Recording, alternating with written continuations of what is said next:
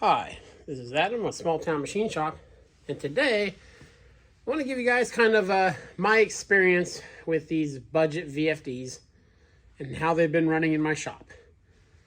Now, I had a rotary phase converter, 15 horse one for a while, and started having issues with it, and I wanted some more controllability. Most of the work I do is drilling and stuff like that with older machines with fewer speed ranges available.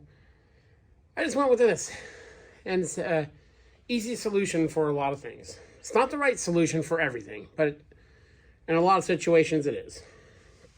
Now, all my drives are these ones you'll see everyone sell. They're the black ones. They usually have the blue writing on the sticker. Everyone sells them, and they'll look exactly the same. This is a 7.5 horse one. I got two 7.5 horses. That's a 5. No, I got 3 7.5 horses, and this is a 5. And so far, no issues whatsoever. And they were right around like 180 bucks. Actually, we're getting close to 10,000 subscribers. I'm going to do a giveaway and have an option between a new VFD, a plasma cutter. We'll find some stuff to give away. That's regardless of the point of this video. Now, it's an easy way to make 3-phase for your machines.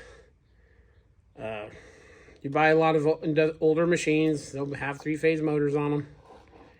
And I've run a lot of equipment with VFDs. My previous job, we had 30, 40 pumps. Almost all of them were VFD driven, because they would change flows for different filter setups and sprinkler packages. Used much larger VFDs. So, one thing you might hear is a VFD will damage your main bearings. Yes, it can. Usually, I've only seen that in like 480 volt applications and with long leads. We had a lot of 240, 480 volt pumps. The only 240 volt ones we had problems with had long motor leads. Like, one was 90 feet, the other one was probably closer to 140. Those were the only ones we had issues with. And those motors sat outside their entire lives running, so that may have been part of it. But at 120, 240 volt, especially guys in their home shop running it a few hours on the weekend and stuff, it would never be an issue, you know. So, but it is something to think about in your mind. It creates capacitive voltage. It's hard to explain, but it can allow stray voltage to pass through your bearings and pit them and glaze them. But again, 99% of the people buying this price point of VFD to run equipment, the hours you'll have on your machine, it just won't matter. These also are a little more power efficient than rotary converter. So again, I've had awesome luck with these. Let's go over, let me take you off the stand. We'll go over to my primary one, and I'll show you how I got it set up. Okay, this is my primary one in the back of the shop. How this one is wired in, it's to a plug, to a welder outlet there. Then for the output, I wired in series 3 electrical outlets. And I have a switch on each machine that turns it off. I only run one machine at a time off this setup. But this setup here has been in place for well over a year. A lot of usage, running a 7.5 power lathe, 7.5 power vertical mill, and a combined 6 horsepower horizontal mill. I put the wood there. Some of you might think it looks stupid. And it does look kind of stupid. It just helps support the plugs on the heavy SO cable and stuff like that. And yeah, I just have controls around the different machines, and this VFD has a lot of hours on it. And all I do is once every other month, when I think about it, I take a can of compressed air and blow it through there, because they don't like dust, and these VFDs don't like to be plugged in and out, and have the power turned on and off a lot. They will last a lot longer, and this is true of even bigger ones, if they're just left powered on. So, and I don't know the technical aspects of why that is. That's just what I've observed. Yeah, this is as much as this setup is not for everyone. Some people are going to call it stupid, and I don't care.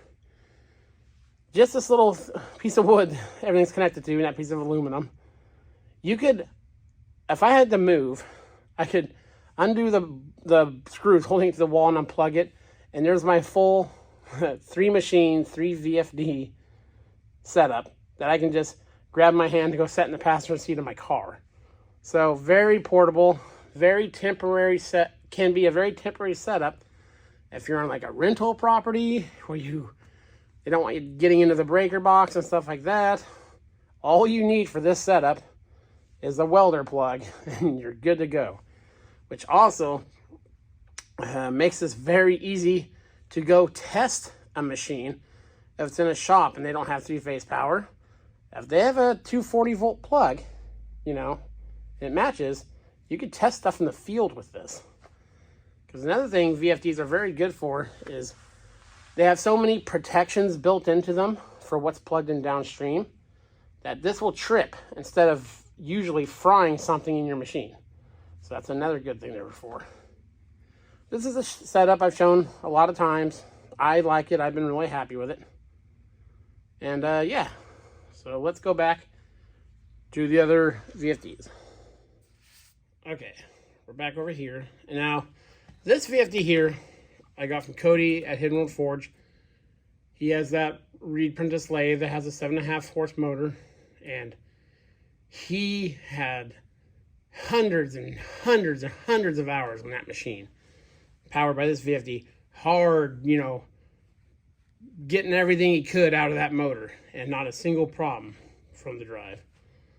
So, and he wired in some like relays and stuff. And I'll do a video on the control wiring a little later.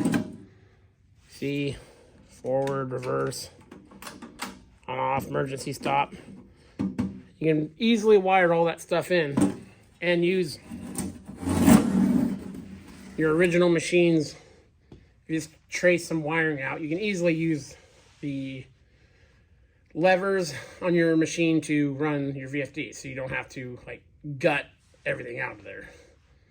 You do have to bypass mag starters and stuff like that. VFDs do not like those. They do not like inrush amps after the VFD. It will pretty much always fault them. And I'll go through that in more detail in another video. But so far, in my couple years of running these and putting far, far more hours on them than a home garage guy, completely happy with them. Yeah, I would recommend them for powering your smaller machines and stuff. I don't know how they do on like you can't run like a 3-phase welder or something like that off of them, so don't try that. But for running just basic machines, basic motors, even if the machine has 2 motors, you can easily run 2 motors at the same time with these, because the Van Norman mill has a 3-horse motor for the cutting head and then a 2-horse motor for the knee and all the table travels and everything, and it runs both those fine. They have to run at the same speed, obviously, but you can do some. If you really look into the programming and stuff in these, you can really tighten up your motor performance. You can do braking. You have to watch that. The only thing I would tell you, when you're not running a motor at full speed, the motor's cooling fan and everything was designed for it to be running at as close to full RPM as possible. As I like them on drills, I'm also mindful that if I'm running the motor at half frequency with a load on it, that motor is going to get hot. So I use it to dial in, not do massive frequency changes. You want to run motors as fast as you can so you move as much air across them. So that's one thing to keep in mind. And you can also, with these, Some of the newer ones, you can go up to 300 hertz. So here in the United States, we're at 60 hertz. You could spin a motor with these 5 times faster than the nameplate, which obviously their bearings and stuff were not designed for. So I know people who have, on smaller machines, 2 or 3 horsepower, on like lathes, like older ones, have used them to speed them up like 50% and stuff. And they've had no issue with it, so I have nothing personal bad to say about that. Just do your research about the bearings that are in your motor and stuff like that. Yeah. They give you a lot of versatility.